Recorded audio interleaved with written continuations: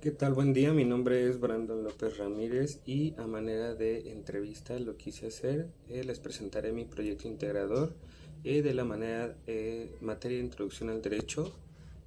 Para empezar voy a explicar algunos conceptos de la materia de derecho.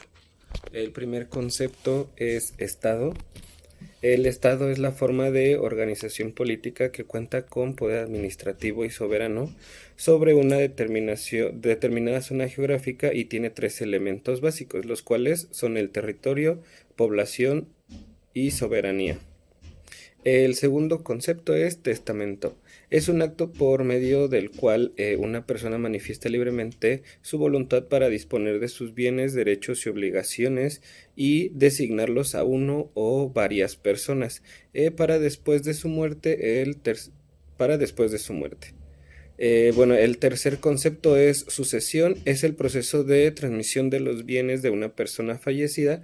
Para esto existen dos tipos de sucesión. La sucesión intratestamentaria, esta es regulada por la ley porque la persona que falleció no hizo el testamento. La otra es sucesión testamentaria, que es la sucesión que reconocen los deseos de la persona fallecida porque los describe en su testamento. El siguiente concepto es constitución.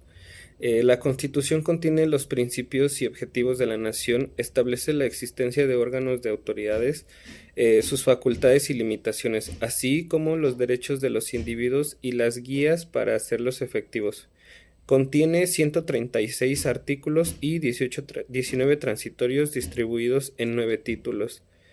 Además que se divide en dos partes, que es la parte dogmática, la cual comprende los primeros 29 artículos constitucionales, los cuales hacen referencia a los derechos humanos y sus garantías. La otra es parte orgánica, la cual regula el Estado mexicano específico, los derechos y obligaciones de las autoridades y los gobernadores. El siguiente concepto es garantías individuales. Eh, los derechos humanos en el ámbito constitucional, también llamados garantías individuales, son derechos que toda persona posee simplemente por el hecho de nacer. Las garantías individuales ven por el bienestar de los ciudadanos, están contenidos en la parte dogmática de la Constitución y son los primeros 29 artículos. Estos pueden agruparse en 4 categorías: de igualdad, de libertad, de propiedad y de seguridad jurídica. El siguiente concepto es soberanía. Es la facultad del pueblo para autodeterminarse, reside esencial y originalmente en el pueblo y lo ejerce mediante los poderes de la Unión. Se distingue por dos tipos: interna, que es la capacidad de un Estado para ejercer la autoridad dentro de un territorio según lo establecido en la Constitución, y la externa, que es la que el Estado ejerce en el ámbito internacional con otros estados. Se expresa a través de la diplomacia y los tratados internacionales. Siguiente concepto es obligaciones. Una obligación es toda relación jurídica por la virtud de la cual una de las partes se compromete firmemente a realizar determinada presentación a la otra, que en correspondencia ostenta a un derecho personal. Octavo y último concepto, que es contrato. Contrato es un acuerdo de voluntades que crea o transfiere derechos y obligaciones, y los elementos de validez de un contrato son la capacidad de las partes, el consentimiento libre de vicio, un objeto ilícito que no sea contrario a la ley, que no sea delito o que no esté prohibido, y la formalidad, solemnidad requerida por la ley. Bueno, a continuación voy a contestar las siguientes dos preguntas. ¿En qué situación se puede extinguir una obligación jurídica?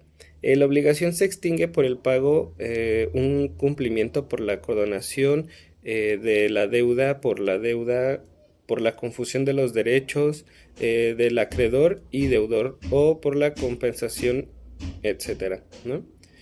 La siguiente pregunta es: ¿qué situaciones se evitan con la firma de un contrato de compra y venta de un bien inmueble? Bueno, se evita el cambio de precio o de forma de pago de la vivienda, posibles estafas, y también para evitar malentendidos en la entrega de la propiedad y las condiciones en las que se entrega. Por último, voy a mencionar algunas situaciones reales en las que no se firma un contrato, pero es importante que se aplique, por ejemplo, al adquirir o dar algún servicio o algún producto, esto para respaldarnos nosotros y a los consumidores. También al momento de vender mercancía es importante tener un contrato o pagaré para que los clientes se comprometan a saldar el total de la deuda. Esto para prevenir que se quiera lavar las manos o no pagar el producto. Al no tener un documento en donde se estipulen los acuerdos del vendedor, no tendría cómo defenderse. Que él vendió el producto o que la otra persona no le ha pagado dicho producto. Otro ejemplo es que en ocasiones al rentar una casa no se hace ningún contrato, lo cual está mal, ya que si existe algún daño a la propiedad o el arrendatario no tiene ninguna obligación de pagar los daños causados. Además, el contrato nos asegura el pago de la renta de la vivienda según se estipuló por el arrendador, ¿no? Así como también los derechos y obligaciones que tiene el arrendatario eh, con respecto a... ¿no? Pues muchas gracias. Eh, Recuerden que en la actualidad la gente solo se preocupa por sus derechos. Recordarles que también tienen derechos y responsabilidades es un acto de valor que no corresponde exclusivamente a los políticos o personas del medio.